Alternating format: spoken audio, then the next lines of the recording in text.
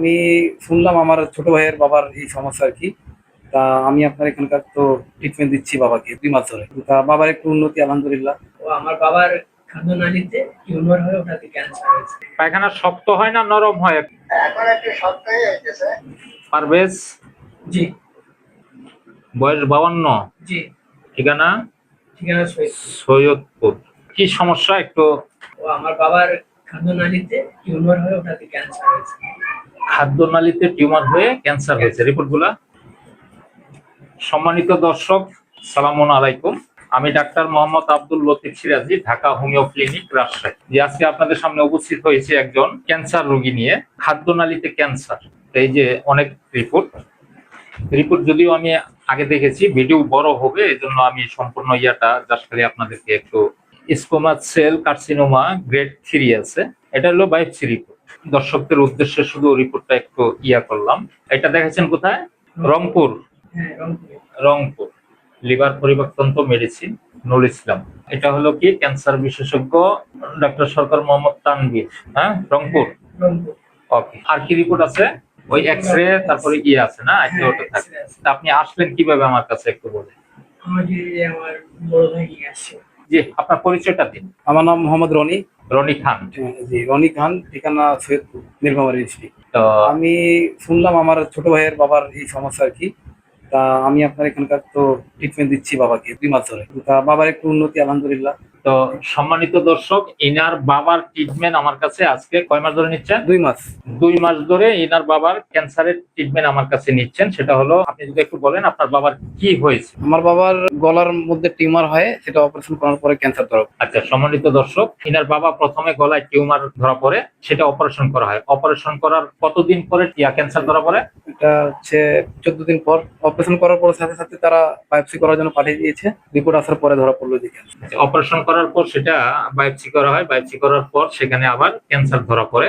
Cancer ধরা পড়ার পর তখন আপনি কি সরাসরি আমার কাছে আসলেন না কারো কাছে চিকিৎসা নিয়েছিলেন? জি না, আমি কারো কাছে চিকিৎসা নিইনি। আমি ফেসবুকে দেখে, স্ট্যাটাস দেখে চলে আসছি এখানে। আচ্ছা, তিনি ফেসবুকে আমার ভিডিও দেখে, ক্যান্সার রোগীর রিভিউ দেখে আমার কাছে নিয়ে আসেন প্রথমে। ইনশাল্লাহ 2 মাস থেকে ট্রিটমেন্ট চলছে।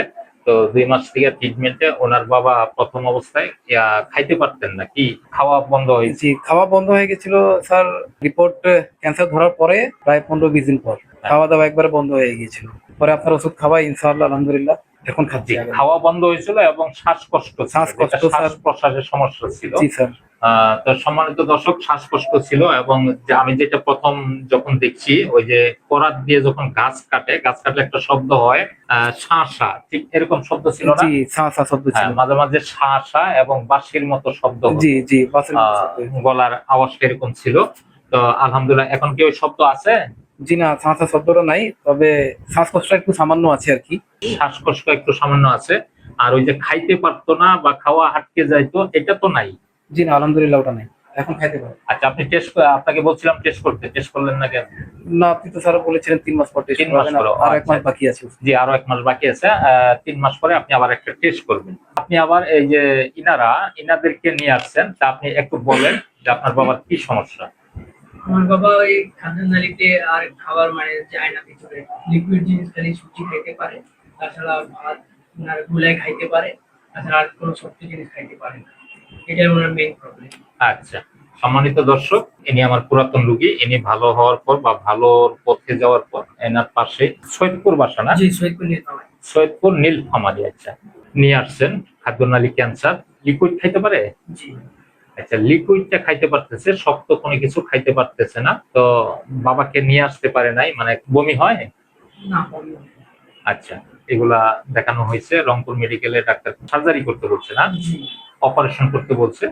তো অপারেশন করবেন না, আমার কাছে নিয়ে আসছেন। ইনশাল্লাহ আশা করি যদি সঠিক চিকিৎসা হয় তাহলে আল্লাহর রহমতে ভালো হয়ে যাবে। তা আমি একটু আপনার বাবার সাথে কথা বলতে চাই ভিডিও কলে।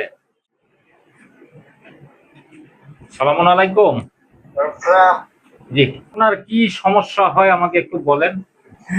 আমার সমস্যা ওই খাইতে পারতেছি না। আচ্ছা, এখন সুজি খাইতেছি। মানে খাইতে পারতেছেন না, কি খাবার আটকে যাচ্ছে? খাওয়া আটকে যাচ্ছে। খাওয়া বাধাপ্রাপ্ত হচ্ছে, যে ভিতরে যাচ্ছে না, ব্রেক আসতেছে এরকম? না, ব্রেক আসতেছে না, পানি দিয়ে যাইতেছে। একটু পাতলা খাবার। লিকুইড পাতলা খাবার খাইতে পারেন, শক্ত কোনো খাবার খাইতে পারতেছেন না? না না, আচ্ছা, ব্যথা ব্যথা ব্যথা নাই। কোনো ব্যথা হয় না? কোনো বমি হয়? না, বমি হয় না। আচ্ছা, বমিও হয় না। না, পায়খানা কেমন বলেন তো? পায়খানা এই অল্প অল্প খাবার দিয়েছে, পায়খানা 2 দিন 3 দিনের পর পায়খানা একটু হয়। আচ্ছা তো আচ্ছা, পায়খানা পায়খানা শক্ত হয় না নরম হয়? এখন একটু শক্ত হয়ে যেতেছে, আচ্ছা, শক্ত হয়ে যেতেছে এখন। জি, আচ্ছা না, ঠিক, ওদের কিছু ছিল না তো। আচ্ছা আচ্ছা আচ্ছা, আমার জি। দাদা স্বাভাবিক প্যারালাইসিস হয়ে মারা গেছে। আচ্ছা, আপনার কি হয়েছে এটা আপনি জানেন তো নাকি? হ্যাঁ, ওটা তো আমি জানি। ওকে, তো আপনি অনেক শক্ত মানুষ। সম্মানিত দর্শক, সালামুন আলাইকুম। আমি ভিডিও কলে যিনার সাথে কথা বলতেছি, ইনার সমস্যা খাদ্যনালীতে ক্যান্সার। উনি নিজেও জানে, উনি একটু ভেঙে পড়ে নাই। আপনার মনে হয় কি আপনি কি ভয় ভীত বা ভয় পাচ্ছেন নাকি? না না, ওগুলো ভয় নেই। কোনো ভয় লাগে না? হ্যাঁ, ওনার ওনার কোনো ভয় নাই, ওনার কোনো মৃত্যু ভয়ও নাই। ডাক্তার আপনাকে যখন অপারেশনের কথা বলছে তখন আপনার কেমন লাগলো বলেন, আপনি কি বললেন? ডাক্তার অপারেশনের কথা বললো তো, অপারেশন আমি করতে রাজি হয়েছিলাম, হ্যাঁ, কিন্তু একটু আমার সমস্যা ছিল তো টাকা পয়সা নিয়ে। আচ্ছা, দেখেন উনি কতটা সাহসী। অনেক রোগী অপারেশনের কথা শুনে ভয় পেয়ে যায়, ইনিও কিন্তু ডাক্তার যখন সার্জারি কথা বলছে তখন ইনি রাজি হয়েছে। তাহলে এটা একটা হোমিওপ্যাথি যে সিমটমটা, যারা হোমিওপ্যাথি অভিজ্ঞ ডাক্তার আছেন তারা অবশ্যই বুঝবেন এবং জানবেন যে এটা কিসের সিমটম, কোন মেডিসিনের সিমটম। জি, ঠিক আছে, ভালো থাকেন, ইনশাল্লাহ কোনো সমস্যা নাই। হ্যাঁ, আশা করি আল্লাহর রহমতে আপনি সুস্থতা লাভ করবেন। হ্যাঁ, জি, ওয়ালাইকুম সালাম। সৈয়দপুরবাসী, আপনারা সৈয়দপুর থেকে আসছেন না? সৈয়দপুরে ইনশাল্লাহ আমার অনেক প্রিয় জায়গা। ভালো থাকেন, আর খাওয়া দাওয়ার মধ্যে কোনো অন্য বাজে কোনো জিনিস খাবেন না। হ্যাঁ, স্বাভাবিক। কি কি খাবার লাগবে বলে দিবেন। আচ্ছা, ওটা আমি বলে দিব, কোনো সমস্যা নেই। জি, ওকে, আল্লাহ হাফিজ।